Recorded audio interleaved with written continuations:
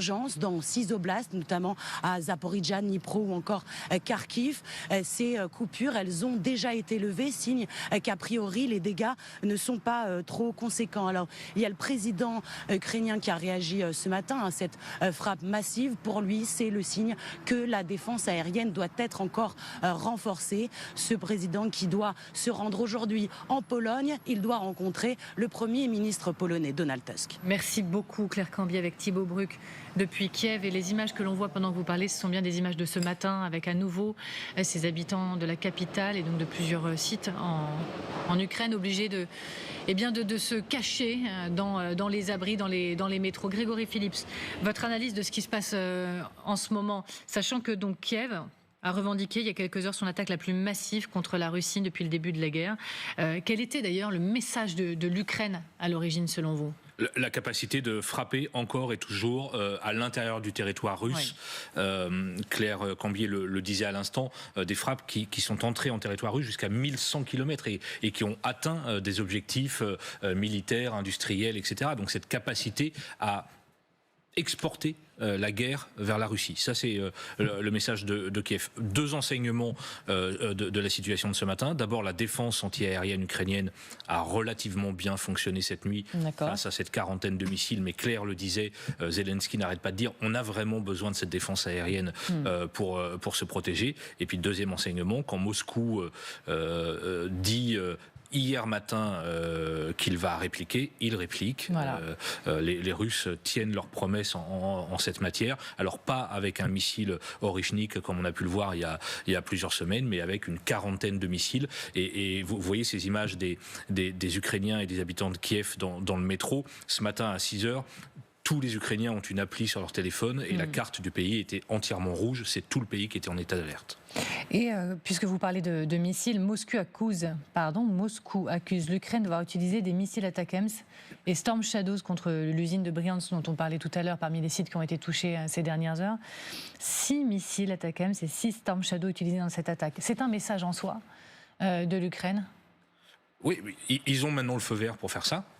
Les Occidentaux ont dit vous pouvez utiliser ces armes pour frapper, attention, des objectifs militaires et pas civils en territoire russe, donc ils ne se privent pas de le faire. Et on sait que l'utilisation, le recours à ces missiles longue portée américains ou britanniques, ça provoque la colère de Poutine. Et d'ailleurs, à chaque fois quasiment que plusieurs missiles ATACMS ou Storm Shadow sont envoyés sur la Russie, la riposte intervient dans les 24 à 48 heures. C'est à chaque fois, alors ce n'est plus une ligne rouge, mais pour Poutine, chaque recours à des armes occidentales provoque une réaction assez massive. Marion Van Rottergem. Oui, mais de toute façon, Vladimir Poutine se sert toujours de...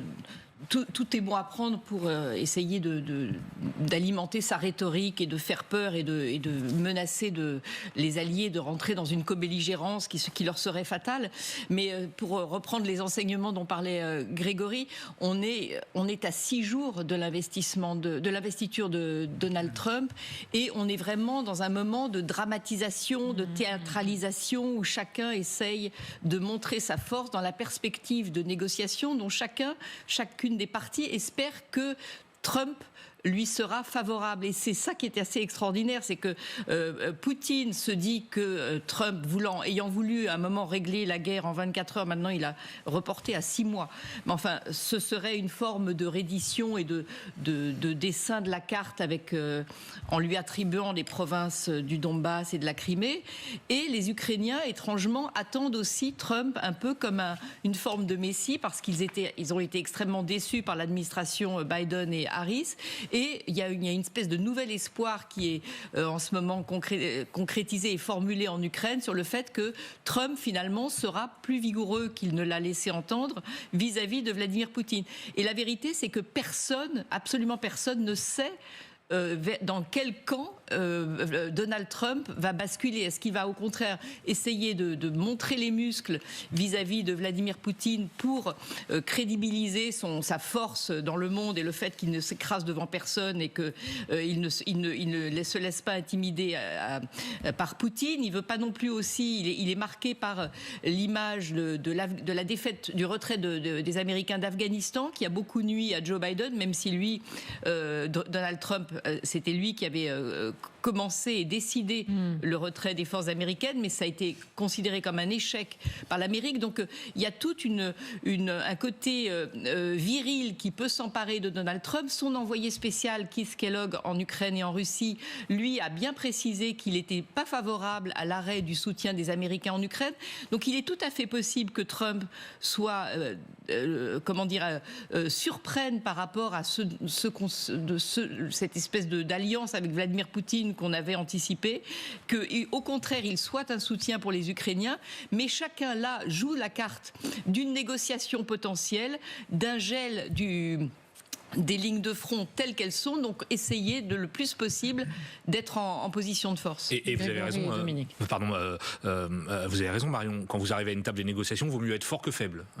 Et ce que Zelensky est en train de faire, c'est de dire, je ne suis pas totalement affaibli, je suis même capable de frapper assez fort en Russie, et le jour où il sera assis peut-être autour d'une table avec les Américains, Poutine et peut-être les Européens, il est important d'arriver en position de force et pas de faiblesse. C'est un conseiller de Zelensky qui disait il y a quelques jours, les Américains ils préfèrent les winners aux losers, pour résumer la situation. On est vraiment dans la stratégie des hommes forts. C'est-à-dire que et Vladimir Poutine et Zelensky veulent montrer à Donald Trump qu'ils sont des hommes forts et non pas des hommes faibles. C'est la stratégie du winner.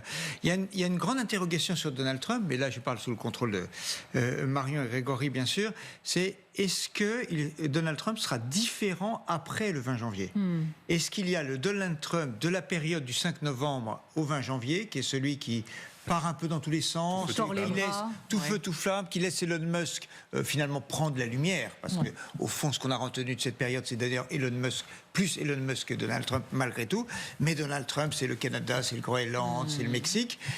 Ou est-ce qu'il sera le même, ou est-ce qu'il va être plus rationnel et raisonnable ? En Europe, que ce soit les gouvernements, les différentes capitales, les institutions monétaires, que ce soit les milieux économiques, tout le monde parie là-dessus.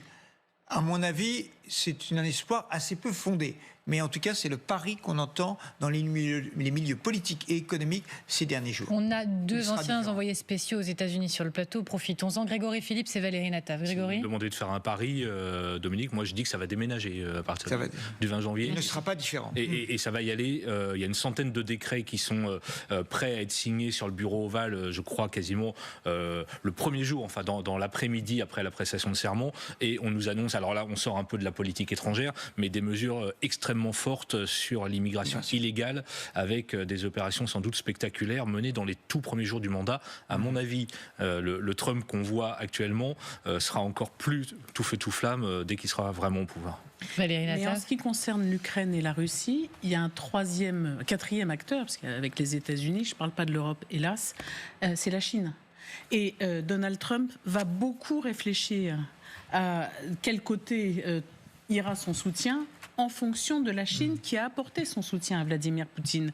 Et la Chine est le vrai ennemi de Donald Trump. Donc l'équation n'est pas simplement entre Zelensky et Poutine, à mon humble avis. Non, mais la Chine, Xi Jinping a une envie prioritaire, c'est que la guerre s'arrête, parce que c'est pas bon pour le commerce, et donc il voudrait que ça s'arrête. Absolument. Et c'est là aussi que l'inconnu est total, c'est-à-dire dans quelle mesure la guerre pourra s'arrêter sans que personne ne perde la face, et on revient au point de départ. Et Donald Trump, à mon avis, vous dites en effet que ça va déménager, mais lui-même ne sait sans doute pas quelle direction ça va prendre. Il a des conseillers qui vont dans... L'administration Trump est assez divisée vis-à-vis de Vladimir Poutine. Il y a des anti-poutiniens dans son administration, et lui-même, à mon avis, va voir dans quelle mesure il peut apparaître comme le maître du monde de la meilleure façon. La guerre, elle se poursuit en attendant sur le terrain. Regardez maintenant ce document LCI. Dans le Donbass, les Ukrainiens ont perdu certains territoires conquis lors de la contre-offensive de l'été 2023.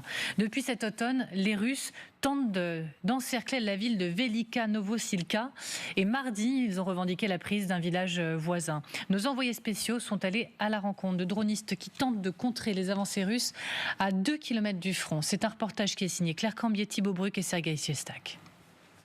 Nous accompagnons ces soldats sur leur position, au point du jour, l'heure où la visibilité est la moins bonne pour les drones.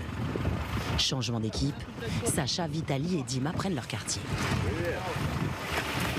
Leur spécialité, la reconnaissance. Ces dronistes vont se relayer toutes les 4 heures au pilotage. Vitali prend le premier quart. Tu as la stabilisation, tu peux observer en détail. Oui. Cette nuit encore, des soldats sont tombés au front. Regarde les brassards, c'est les nôtres ou pas?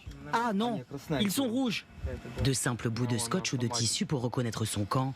Ici est rouge pour les Russes, jaune pour les Ukrainiens. Sur les écrans, des villages entièrement détruits et des tranchées fortifiées où se réfugient des soldats russes. Avant, elles étaient à nous. Ces tranchées pour eux, c'est comme un dortoir. Des tranchées perdues il y a un mois. C'est une tragédie, mais ça ne veut pas dire qu'on doit s'arrêter. Parce qu'ils vont encore avancer. Les Russes se rapprochent de Velika Novozilka, mais pas d'attaque frontale, ils ont appris de leurs erreurs. À Barmout, nos gars ont transformé le béton et le ciment en vraie forteresse. Là-bas, les Russes ont subi de grosses pertes. Maintenant, ils ont appris à encercler nos villes en coupant les voies logistiques. Les Ukrainiens manquent toujours d'hommes et de munitions. Alors même quand un ennemi est repéré... L'artillerie est occupée, tout le monde est occupé. Et à quoi bon tirer sur un seul ? Dima repère une cible plus intéressante, un générateur. Essentiel pour la survie d'une position. De quoi se chauffer, avoir de la lumière, se connecter à Internet via un Starlink. Des cadeaux pour les Russes.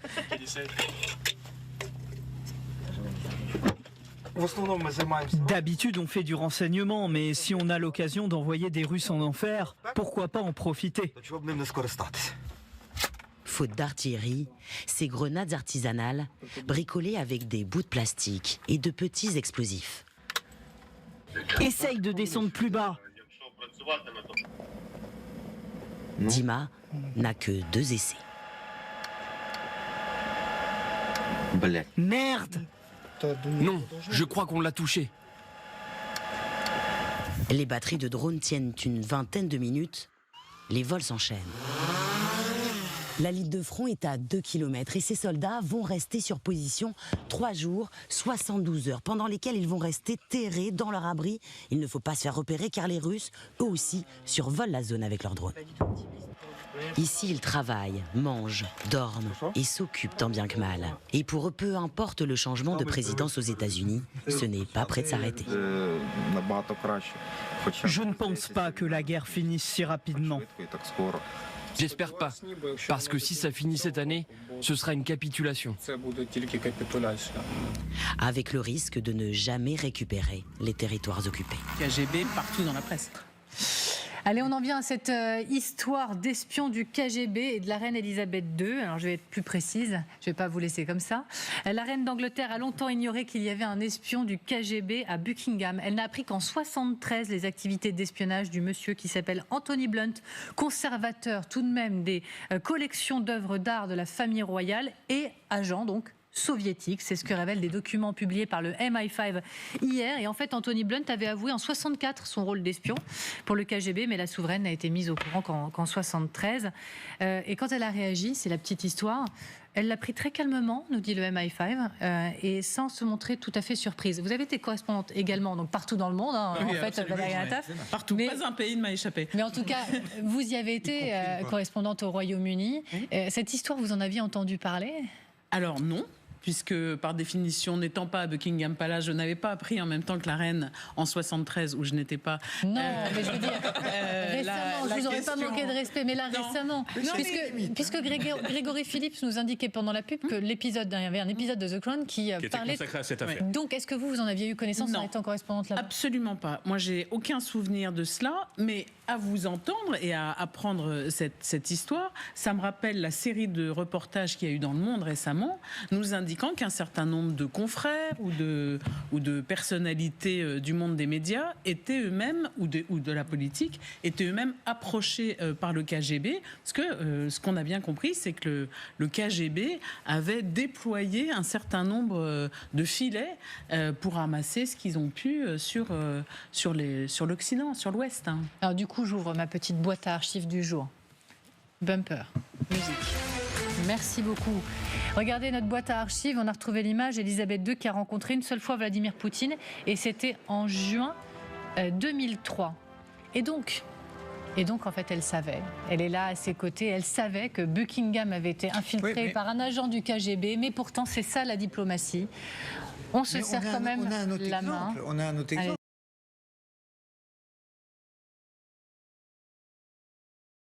C'est Angela Merkel et Emmanuel Macron qui ont été écoutés par la NSA, les services d'écoute américains, et ils ont continué. Et ils ont été aussi écoutés par le Maroc. Ils ont été écoutés par... On a découvert tout ça ces toutes dernières années.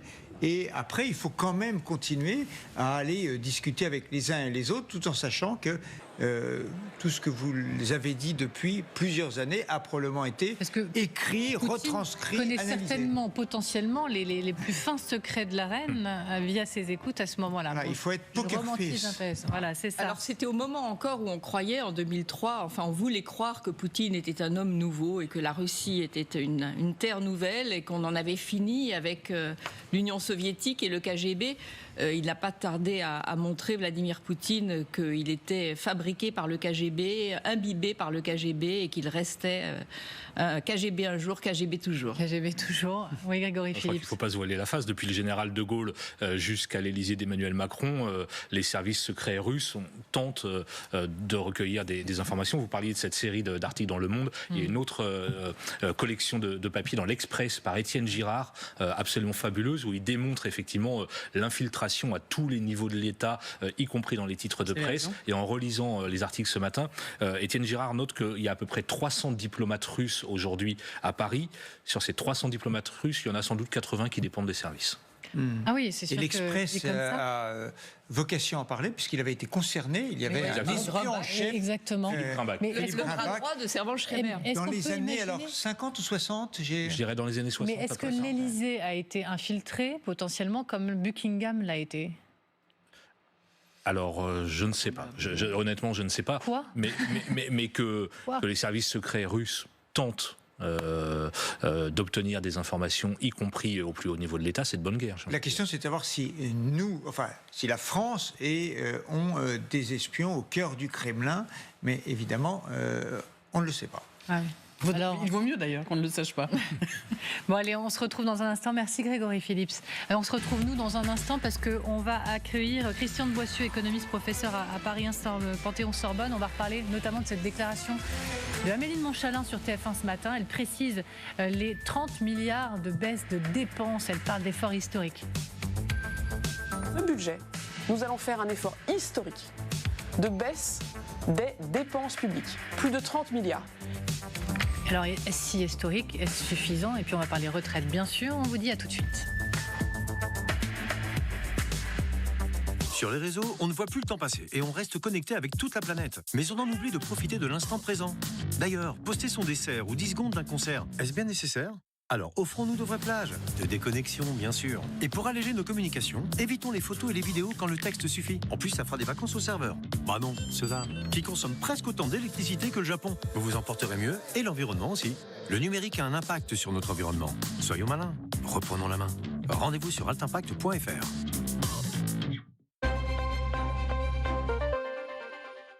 Dans une location de vacances à Britel, vous avez toute la maison rien que pour vous. Et personne d'autre. Vous avez tout le haut, tout le bas, tout le frigo et le coin secret pour faire la sieste. Parce que ce n'est pas vraiment une maison de vacances si vous devez la partager avec des inconnus.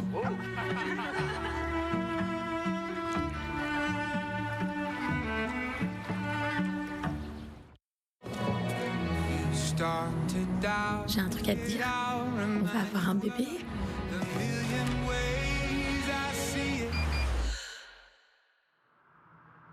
Extraordinary magic in you. Volvo.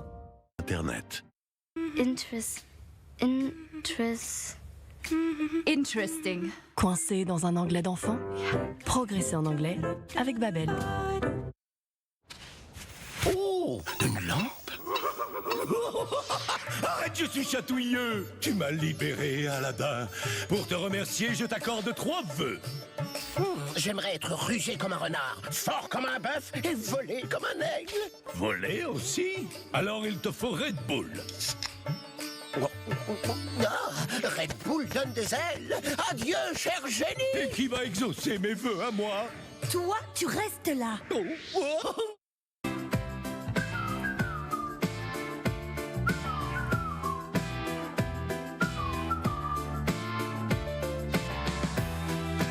exotisme, douceur et frisson des vacances.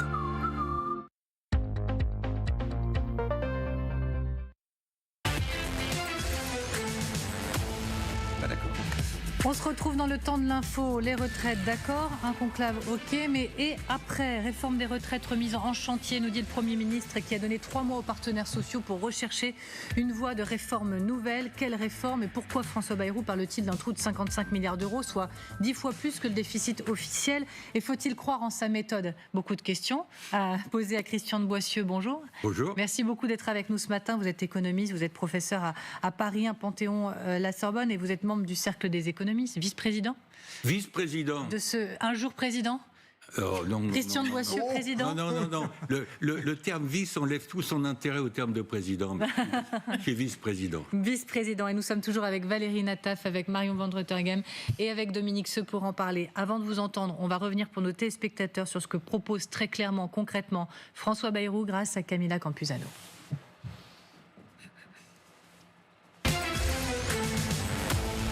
Il espérait des réponses. À quel âge pourra-t-il partir à la retraite? Ce consultant, né en 1963, a écouté attentivement François Bayrou. Il n'y voit pas plus clair. Ça génère un petit peu du flottement. Finalement, on ne sait pas exactement quel va être notre futur immédiat. Seule certitude, le Premier ministre rouvre le chantier de la réforme des retraites et plante le décor. Le Premier ministre. Nous pouvons, j'en ai la conviction, rechercher une voie de réforme nouvelle, sans aucun totem et sans aucun tabou, pas même l'âge de la retraite, à condition qu'elle réponde à l'exigence fixée. La seule exigence fixée est que nous ne pouvons pas laisser dégrader l'équilibre financier. Le dossier est remis entre les mains des organisations syndicales et patronales, un conclave selon les termes de François Bayrou. Première étape, la Cour des comptes chargée d'une mission flash. Elle doit rédiger un rapport sur l'état du financement des retraites, une mission de 2 à 3 semaines. J'ai déjà bien sûr organisé le travail, préparé les équipes. Cette mission, je vais la prendre, nous allons la prendre très au sérieux et la mener avec l'indépendance qui nous caractérise. Une réunion entre les partenaires sociaux était annoncée après-demain, le 17 janvier. Finalement, elle n'aura pas lieu.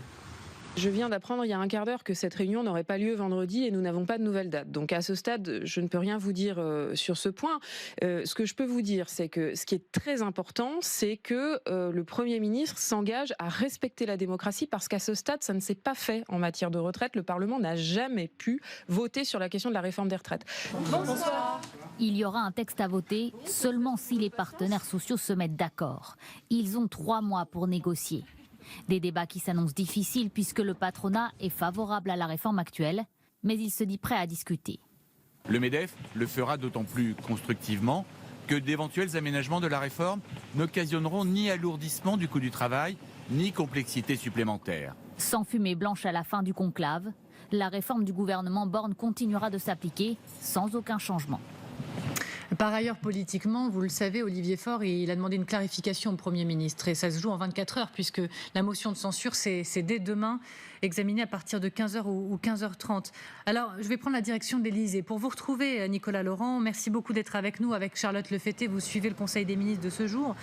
En attendant de répondre aux socialistes, François Bayrou y participe bien sûr. Et que compte-t-il faire dans les prochaines heures pour préciser ses intentions ?